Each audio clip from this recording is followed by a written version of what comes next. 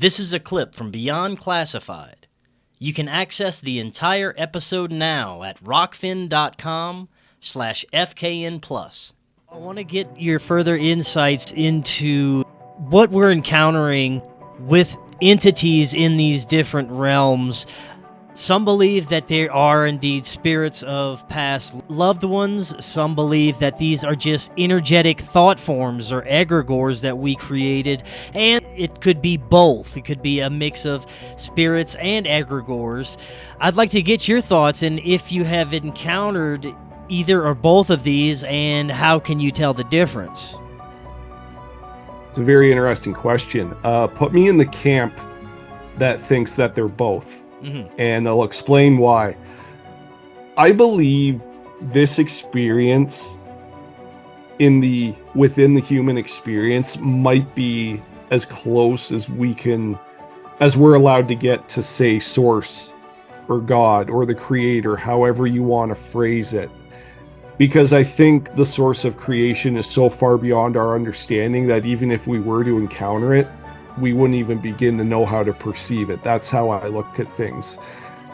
So in the lower worlds, I'll explain this again, and lower world does not mean that you're going to hell or somewhere of punishment and damnation where there's bad spirits. It just means lower into your subconscious, and it takes you into your subconscious through nature. And you have to remember, these practices throughout the world pretty much predate every organized religion that's out there, like long before there were texts of any kind. And a lot of people don't know this, but the term shamanism is actually from Siberia, and many Siberian tribes originated and popularized these practices that we now know in the West. And that's something not a lot of people would know. So like I said, it's an ancient form of communication to spirit. In the lower worlds, I've only ever communicated with spirit animals or power animals, and you have to ask them whether they're your power animal or not. And power animals are there to guide you to eventually what will be the answers to your questions or your problems. And different animals will appear, as they have, many different ones have with me. And animal guidebooks and spirit guidebooks by, say, like the author Ted Andrews are a really good reference to figure out references. There's many good websites. That's all I've experienced in the lower worlds. Now, the upper world is something totally different. Many people, I'm sure, Chris, you've come across, have said they have encountered their higher self, or they've had direct contact, right? Yeah.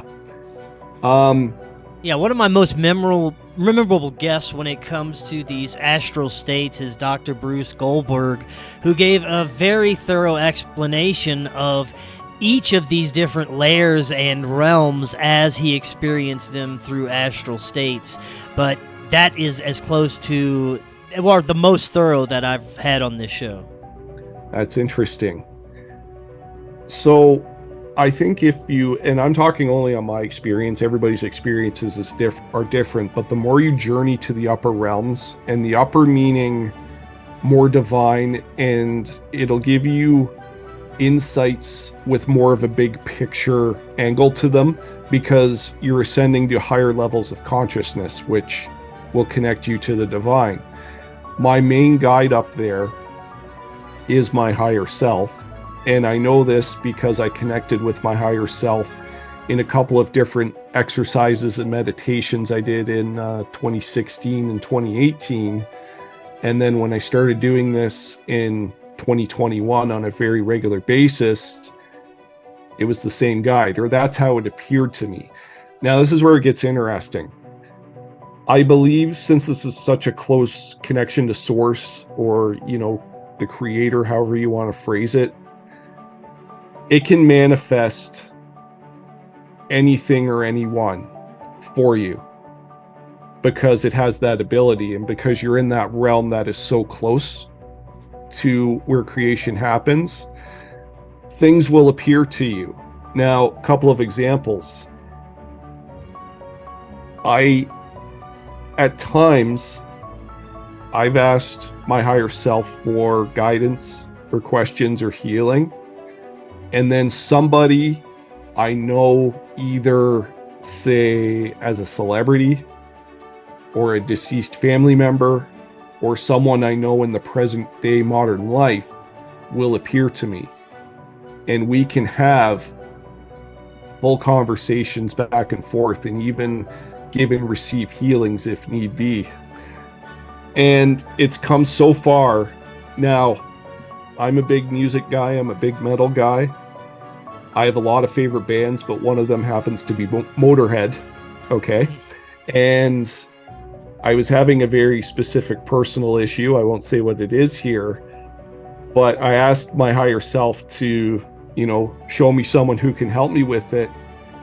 He manifests Lemmy from Motorhead. Right. And I'm having a conversation with this ethereal spirit. Now, is it actually Lemmy? No, I don't think so.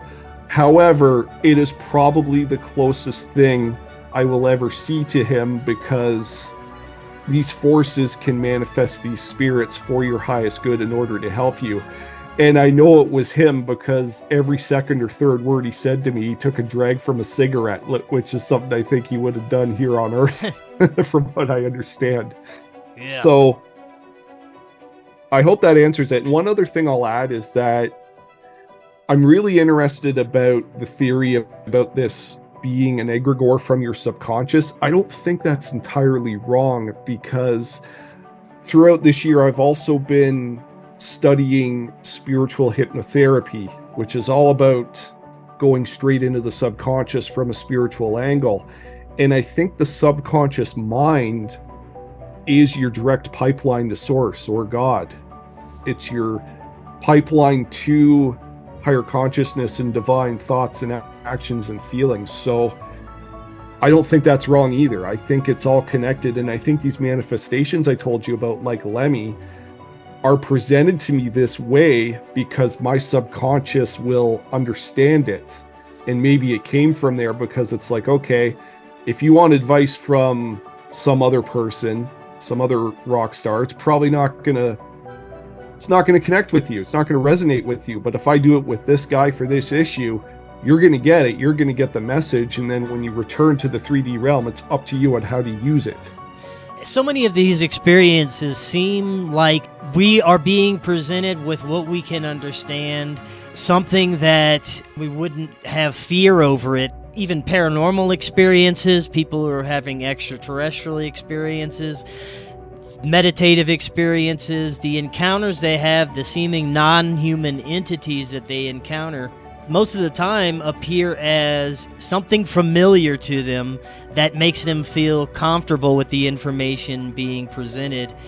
And it makes me wonder about the simulation theory that we are somehow accessing or hacking into the construct of this reality, messing with the programming in a way to where it can present us with information easier if it interfaces with us in a way that's more familiar with us, right?